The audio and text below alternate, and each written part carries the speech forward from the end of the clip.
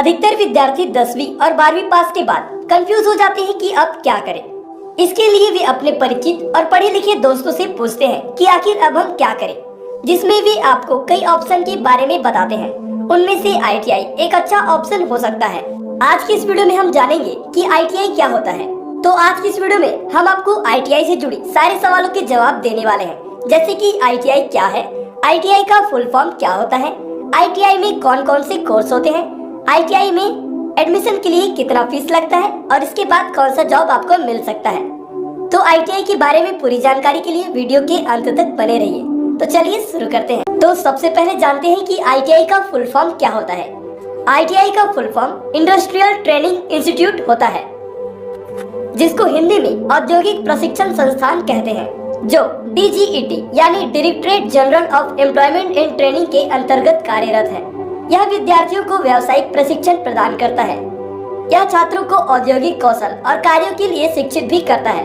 इसका मकसद विद्यार्थियों को ऐसी क्षमता और स्किल देना है जिससे वे व्यवसाय कर सकें या कम आयु में ही रोजगार पा सकें। दोस्तों, ITI विभाग उद्योगों और व्यवसाय को कार्यबल प्रदान करता है।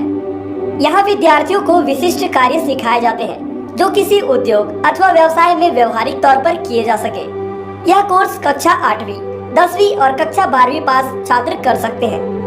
यह अल्प अवधि में ही एक व्यक्ति को रोजगार के लिए उपयुक्त बनाता है। एक ITI को इलेक्ट्रिकल, मैकेनिकल और मैन्युफैक्चरिंग विभागों में काम मिल सकता है।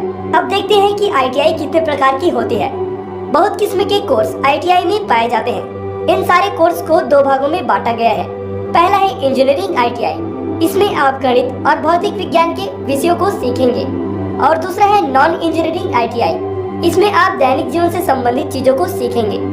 हम आपको ITI के कुछ कोर्स के बारे में भी बता देते हैं, जैसे कि ITI electrician, ITI fitter, ITI automobile, ITI welder, ITI mechanic, ITI plumber, ITI surveyor, ITI digital photographer, ITI hair and skin care, ITI fruit and vegetable processing, ITI fireman, ITI cutting and shaving, ITI footwear maker, ITI library and information service. इसके अलावा और भी कई course हैं जिसमें आप अपनी पसंद के हिसाब से कर सकते हैं। इन सारे कोर्स में दाखिला लेने के लिए कुछ योग्यता होनी चाहिए, जैसे कि किसी मान्यता बोर्ड से 8वीं और 10वीं में पास हो, कम से कम 14 वर्ष की उम्र और ज्यादा से ज्यादा 40 वर्ष की आयु हो। राज्य की ITI परीक्षा में पास होना अनिवार्य है और आप 12वीं के बाद भी ITI कर सकते हैं। कुछ कोर्स का समय 6 महीने, कुछ का 9 महीने और कुछ का 1 साल और 2 साल भी होता है। अच्छी ITI कॉलेज, चाहे वह सरकारी हो या प्राइवेट, लिखित परीक्षा का आयोजन होता है। उसमें से विद्यार्थियों को चुना जाता है। जब कोई विद्यार्थी ITI खत्म कर लेता है तो वह AITT यानी ऑल इंडिया ट्रेड टेस्ट देता है। उसमें सफल छात्रों को NTC यानी नेशनल ट्रेड सर्टिफिकेट दिया जाता है। अब बात करते हैं ITI कोर्स की फीस के बारे में।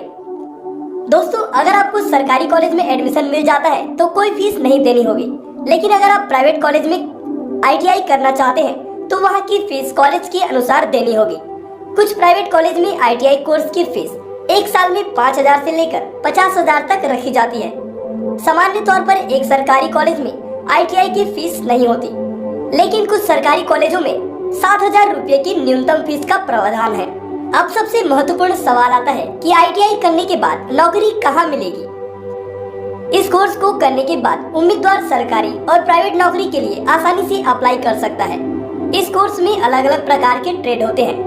ITI के सरकारी, प्राइवेट कॉलेज में मौजूद है और कई यूनिवर्सिटी भी इस प्रकार के कोर्स प्रोवाइड कराते हैं। साथ ही साथ कई प्रतियोगी परीक्षाओं में यह मांगा जाता है कि आवेदक ITI किया हो, जिसमें ITI करने वालों को एक सुनहरा मौका मिलता है। तो अगर आपको कम आयु या कम समय में रोजगार पाना है, तो आपको प्रैक्टिकल यानी व्यवहारिक कामों में रुचि है, तो ITI आपके लिए सबसे उपयुक्त है। उम्मीद करते हैं कि आपको यह वीडियो शिक्षाप्रद लगा हो और आपने इसमें जो भी सीखा हो वह आपके काम और आपके मतलब की हो।